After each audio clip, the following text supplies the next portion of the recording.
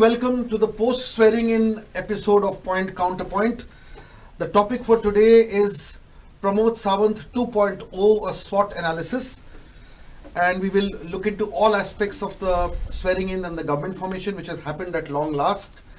I have with me a very eminent panel, CLEOFATO advocate, political analyst and writer, SIDDHARTH, who is the head of the convener of the IT cell and the spokesperson of the BJP, former MLA, and YATISH NAIK, currently in his avatar as a political analyst and a commentator, to delve into the various aspects of government formation. I'll start with you, Dr. CLEOFATO. Your first thoughts on the government formation and the manner in which this cabinet has been constituted. Yeah. See, the first analysis I find is that the Bharatiya Janata Party has tried to build a bigger than a life image of Pramod Sawant. The way the swearing in ceremony is organized, the way the hoardings are put all over the countryside, they have shown that he has come out of the shadows of Manohar Parrikar. And actually he has come out of the shadows of Manohar Parrikar in these elections.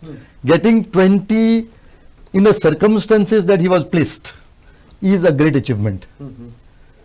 Secondly, as far as the ministries are concerned, we are in a slightly difficult situation because the talent pool for cabinet ministers is restricted to MLAs.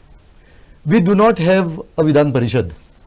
So you can't say that I will take a talented person outside the MLAs whom you can get elected through the Vidhan Parishad. That option is not there.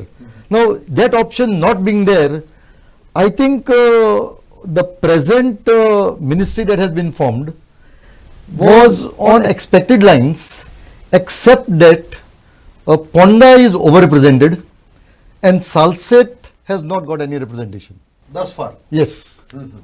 SIDDHARTH, of course, obviously, you must be an extremely happy man seeing your party's performances and, and the cabinet formation. Definitely. Just a point that Dotto said about Pramod Sawant emerging out of the shadows of Manohar Parrikar. A little bit about that and your own thoughts on the way that the cabinet has been constituted, and the fact, very crucially, that in the first phase of cabinet formation, none of the allies or people who decided to support were given any representation. I think there was no shadows of Manohar Parrikar. Manohar Parrikar has been a guiding force for all of us, and Pramod Sawant also has worked on his set path for Goa, and I think he has come on his own in these elections. Like Dr. said, is that winning 20 under the circumstances was not an easy job, but then he led the organization. He motivated people to vote for BJP, and today we are here where we are. And definitely today's swearing in has been a swearing in of a balanced team. I believe 5 from the south and 4 from the north. And a lot of experience has gone in all these ministers. I'm very sure that they all will be working for the interest of Goa. SIDDHARTH, out of the 5 from the south, there are 3 from Ponda. And is the BJP trying to send 2 or 3 kinds of messages, to my mind? You could agree with me or otherwise. One is that, see, the Ponda Taluka was essentially seen as a bastion of, not of the BJP, but of MGP. So point number 1, it is one message saying that, look, the BJP is now ready to conquer or take over that Ponda Taluka. For instance, the same was the case in Sattari. In Sattari, of course, they did it differently. The Ranes came over, and now Sattari is totally under the control of at least BJP, at least Valpoi and Poriye, and Sanchi, of course.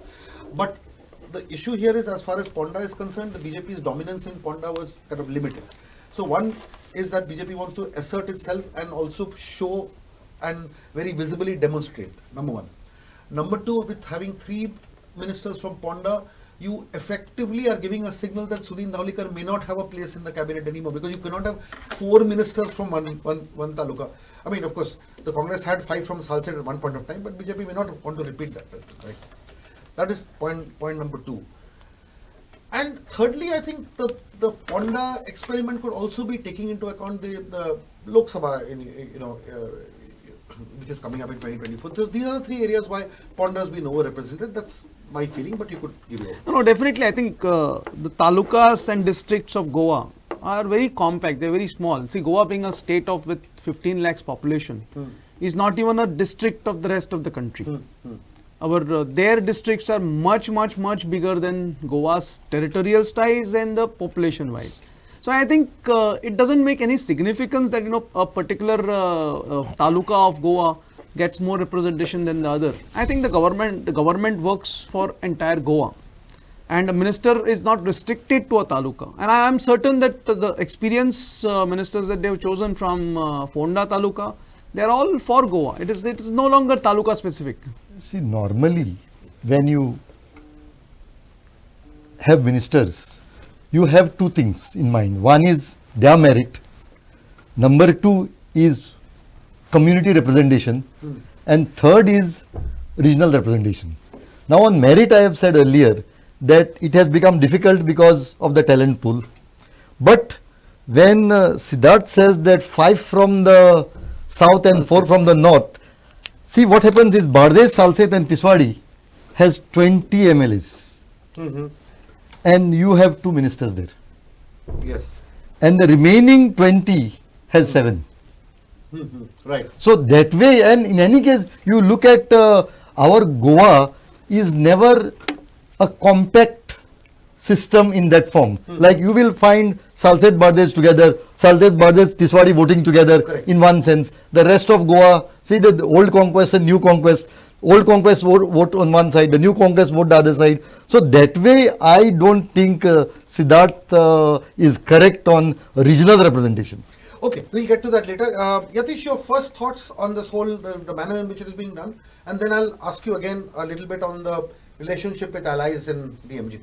But first up. See, after Manohar Parrikar passed away, the question was who will lead? So Dr. Pramod Sawant has come from that question. He germinated as a leader to lead the government from that question, which was a big challenge in itself. He has led the government for 3 years and faced an election. And after he has achieved 20 under his leadership, I think we can safely say that he has arrived. Whether you may like it or you may not like it, the people of the state have voted for his leadership, have voted for the government, have voted for the decisive sort of investments of capital through infrastructure and other things of the center in the state. So you see why I am specifying this. Congress was in power and Manmohan Singh was the Prime Minister. They could not build a Zuari bridge. Here, when you have a state government of the BJP, the center of the BJP, and you see the Atal Setu and the Zuari Bridge and the 6-laning and the Kankon Manohar Parrikar Road, so there is an investment infrastructure which you can see. So, the tangible development has been voted for. Number 2, Pramod Sawant's leadership at the government and the leadership at the organizational level, I mean analyzing it academically, at the organizational level, it was the duo of the president with the organizing secretary and a team of the BJP with the leadership of Pramod Sawant and some other ministers who were very proactive in the challenging times like COVID and all that. Vishwajit was very proactive in things like that. So that has cashed in dividends. So, one thing is very clear, that people have voted for the BJP government. Now, as far as this balance is concerned, which Dotor says, see, there are situations and there are circumstances. Politics is not pure science, in as much it is not 1 + 1 = 2. There are circumstances which develop, evolve, precipitate, appear, surface, and so on and so forth. And each of this has got different meaning. Correct. In this situation, as you pointed out, Congress at a time had 5 from Salset. The circumstances were such then. Today, the BJP has got 3 from Ponda. The circumstances are such now. See, but you see the blend. They have got senior people like Ravi Naik, like Movin. Movin is in his 7th term. Ravi Naik is also in an equivalent term or maybe more. He's an ex-MP, he's ex-Chief Minister. And you have the youthfulness of Govind Gowde and Vishwajit Rane. So I look at it, and there are still 3 slots vacant. So I look at it, we don't know. And there's no point in speculating that, because in politics, once it happens, it happens. Correct. So I feel that it will not be right to sort of poke holes in the way things have happened. This government has been voted to by the people of the state. They have got a mandate. If Congress had got 17 and we said it is a mandate, then 20 is certainly a better mandate. Okay, taking off from where you've just left off, the issue is now, does this very mandate give it the strength and the gangoism, if I may use that word, to make this into a BJP first and BJP only government and not a BJP led government? Because even though they are one shot and allies have come and see, you know, no, I'll just finish my comment. The point I'm trying to make here is that if you see between 2017 and 2020, in 2017 the BJP government was literally propped up by crutches, with Goa Forward support and other support. This time it's sheer brute, I won't say brute majority, but a very comfortable position, and a majority therefore has given it the kind of a strength or the flexibility to keep the allies at bay, and in the sense that not bow down to every wish of every ally. See, for instance, MGP went knocking at his door. The BJP did not kind of open the door right in the very beginning. It kept them at bay. After letting the whole goose cook, they decided to take MGP support, and yet, today we do not have an MGP minister in the government as of now. So the same goes with independence. The independent was supposed to be sworn in right now. They may still get it, but the point here is that the BJP is telling people in no uncertain terms who is the boss. No, I would say the BJP is reflecting the people's mandate to say that we have been voted to power. But at the same time, if you see, I saw Reginald Lorenzo at the swearing in. I saw other independents at the swearing in. I saw Sudhin Dhawlikar at the swearing in. So it makes it very clear that they are supporting the government. So they have given their letters. And one thing is very clear, that Prime Minister coming for a swearing in,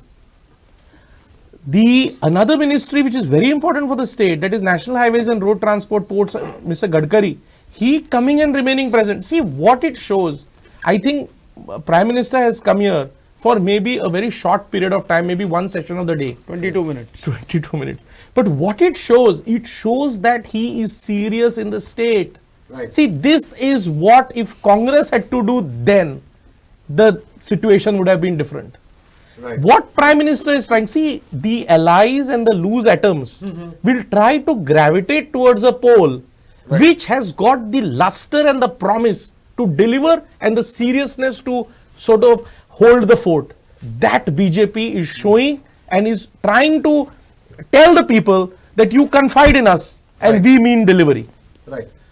Doctor, before I go to you, I'll just go to Siddharth on this issue. See, in the run-up to the government formation, there was a lot of talk about differences between Vishwajit Rane and the Chief Minister. Several meetings were held. Vishwajit himself had a one-to-one with Amit Shah and the BJP president as well. They had a joint meeting as well. So obviously, and the fact that Vishwajit was sworn in immediately after the Chief Minister shows the importance that has happened. So is it safe to conclude that Vishwajit definitely is the number 2 in the cabinet at this point of time, and in spite of everything else, he will play a very significant part? And what is interesting is that Vishwajit's vintage in the BJP is not as old as somebody like Movin, who came before him. So in a short span of time, he has managed to position himself in this situation. See, in an organization like BJP, which has got mix of youthfulness, which has got mix of experience, I think there will be differences. How we handle the differences and how we take everybody together towards our goal is the thing that we have to look up to. And I am very certain that the Council of Ministers, which is led by Dr. Pramod Sawant, is going in the proper direction.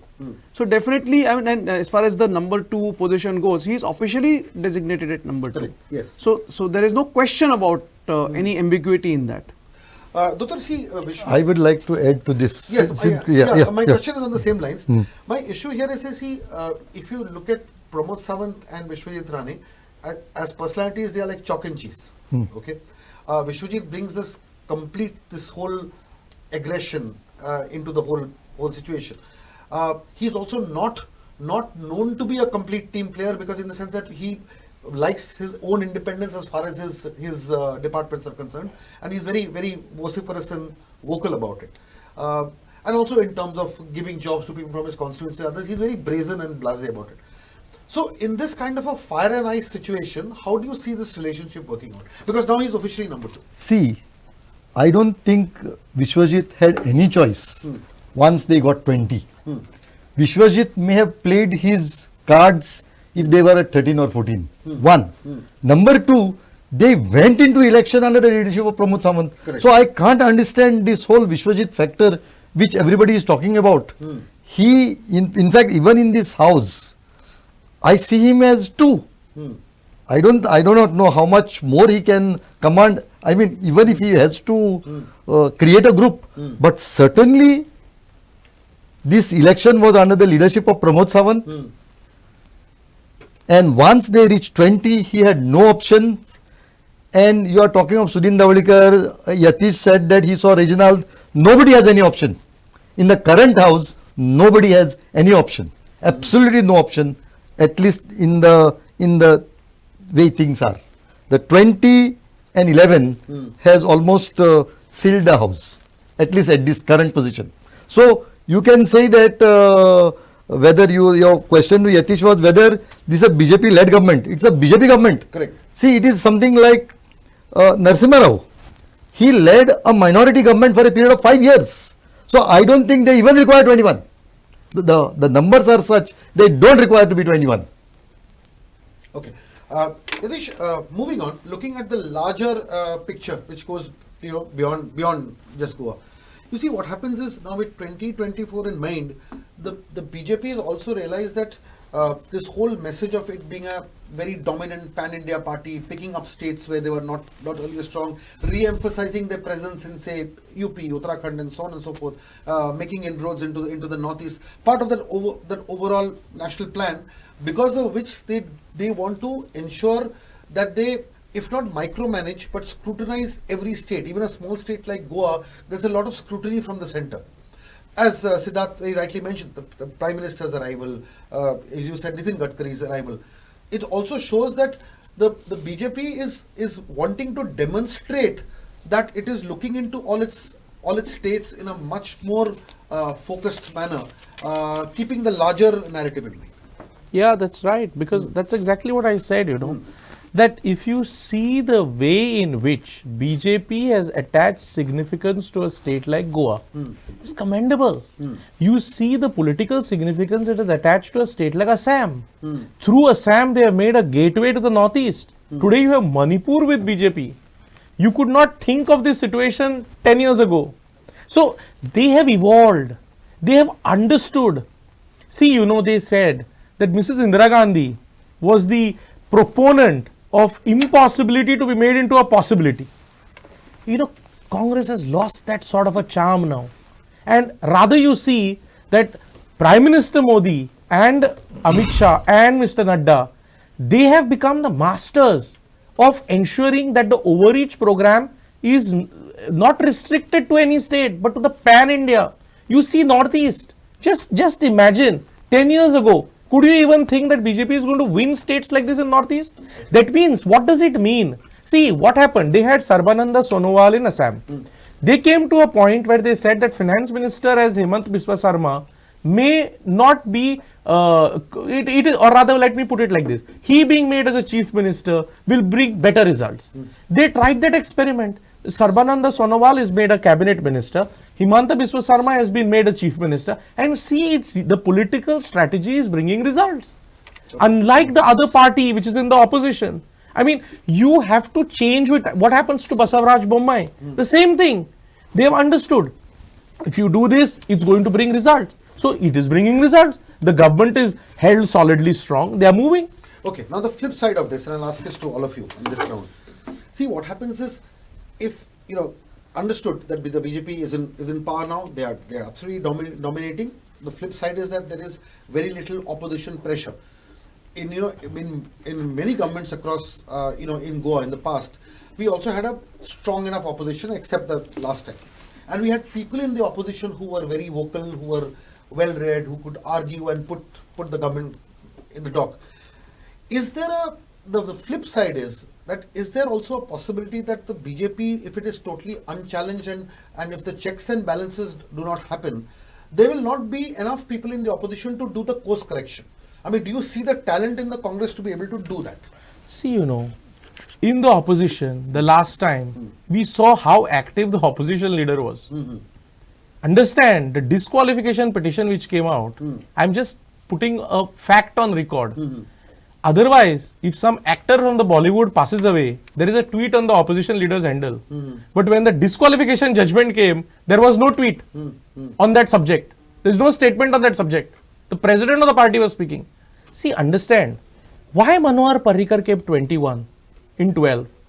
People have to understand that this is a leader who can lead. And too much of that negative aggression doesn't work. Like, see, let me complete. See, in 2019, what was the whole thing? Chaukidar chor hai. What happened? The second time in a general election, Congress could not secure a leader of opposition status. Now, the whole thing was Ghatki Patki.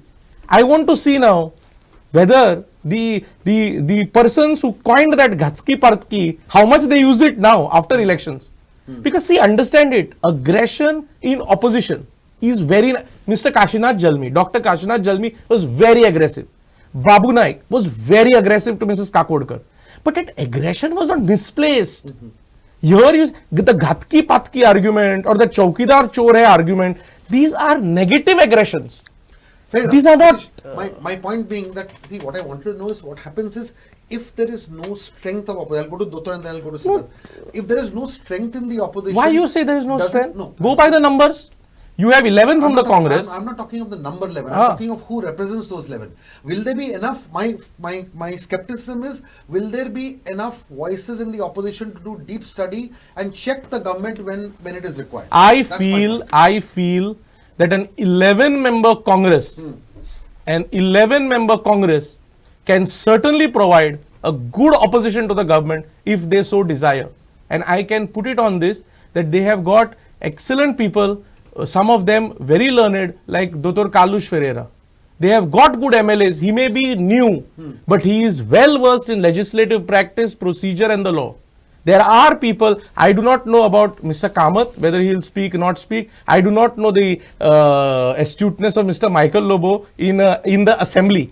Outside is something else, where you talk on mining, you talk on garbage, you talk on everything. But Right. in the assembly to speak on the rules and the issues, I can say that there are a few people, like whatever you say, Mr. Alex Sikera is there, a senior legislator, Mr. Kalush Ferreira Dotor is there. Correct. So there are people. Why do you say, if the Congress wishes to be an opposition worth its salt, then it can be. CLEOFATO, your point, so then go to Siddharth. See, as far as any democracy is concerned, a great opposition is a must.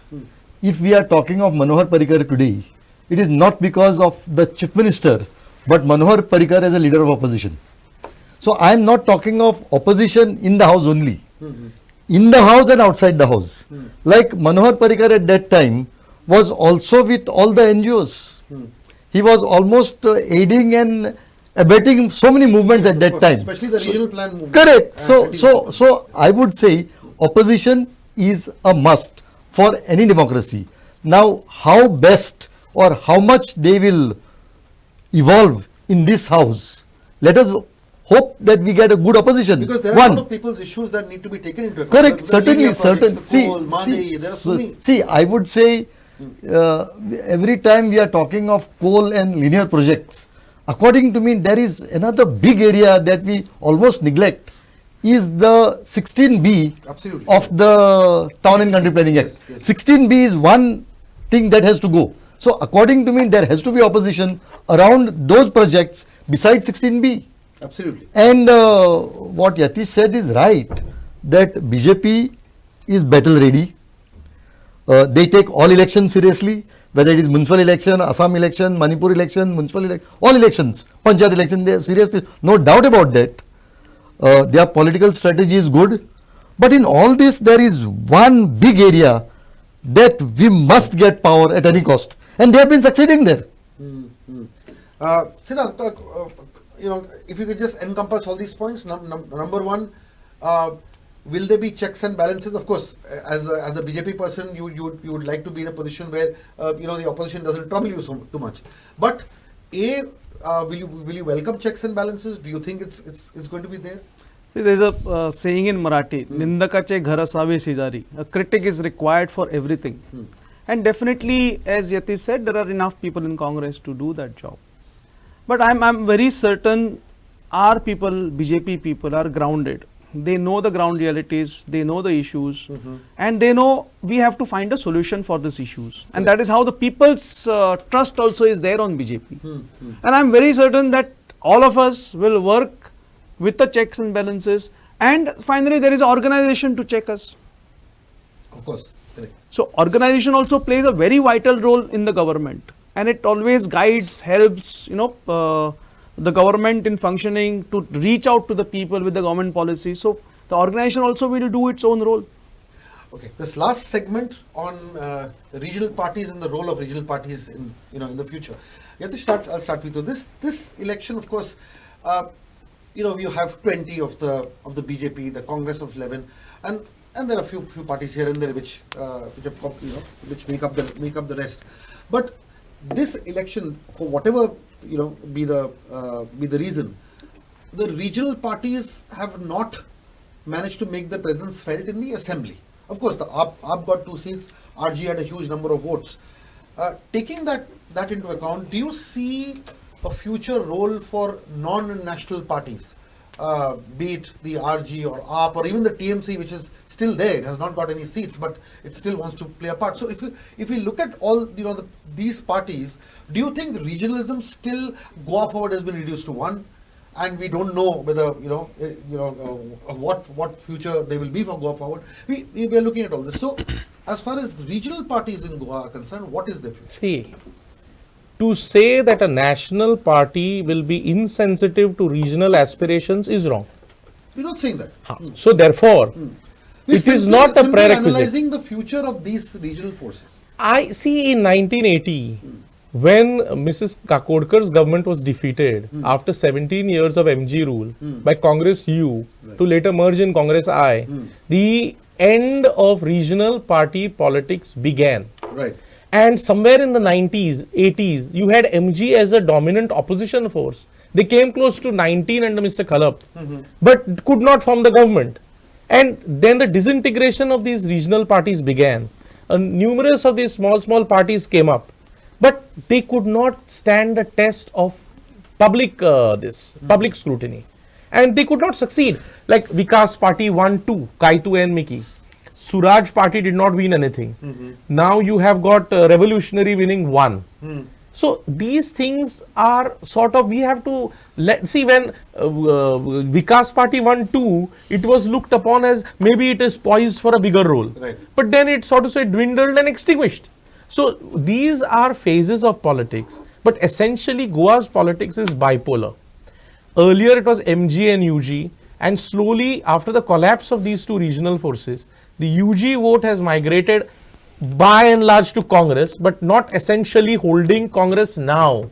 That is fragmented further, and the MG vote has migrated towards the BJP, and there again they are being bolstered because the number of minority MLAs in the BJP has also risen. So you don't see any growth of AAP trying to take over the Congress space or RG's continuous growth to take over the larger... I feel that there are too many parties jostling for the opposition space, but unsuccessfully. Okay. Siddharth, what is your view on the future of regional parties? See, I think we have to analyze it from the point of view of the benefit that Goa gets if they have a regional party or if they have a central party. I think Goa has benefited by far, and a lot of investment, like he said initially, has come from BJP.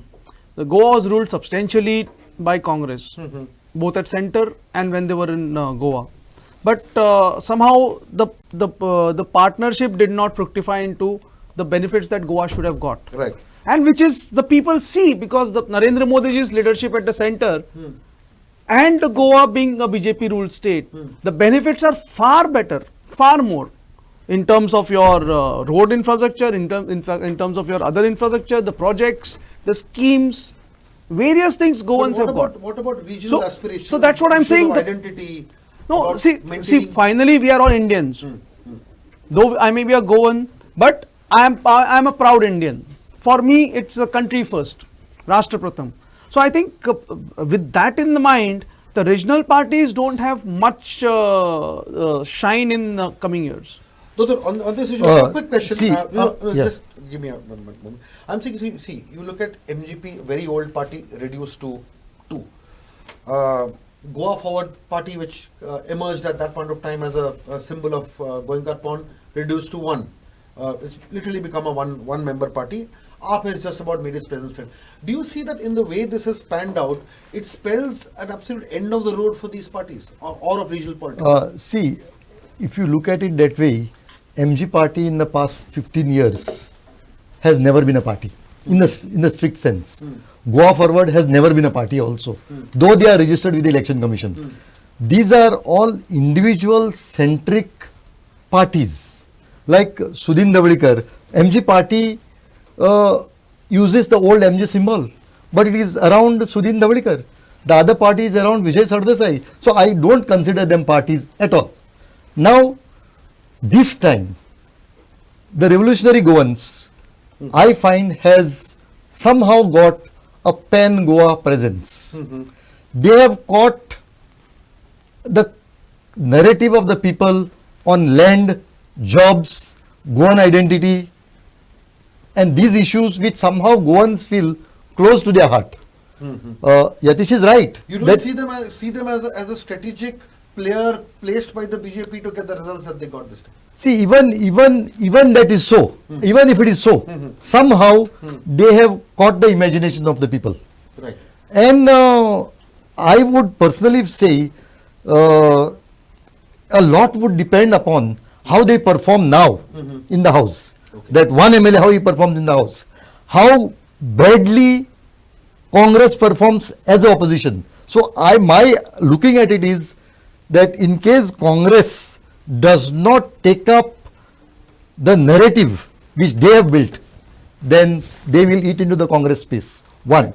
Number two, AAP is there for the past 8 years. They have not grown. They may have got 2 MLAs this time. They have got in the same fashion as Tuyankar one in Naveli and Rajan NAIK once in KUNCOLIENKAR. So it's the same formula by which AAP has got those 2 MLAs. They are at 6%. They have not grown. At least they are not growing. I do not know what would be their future next. But as far as AAP is concerned, I look at Gujarat elections.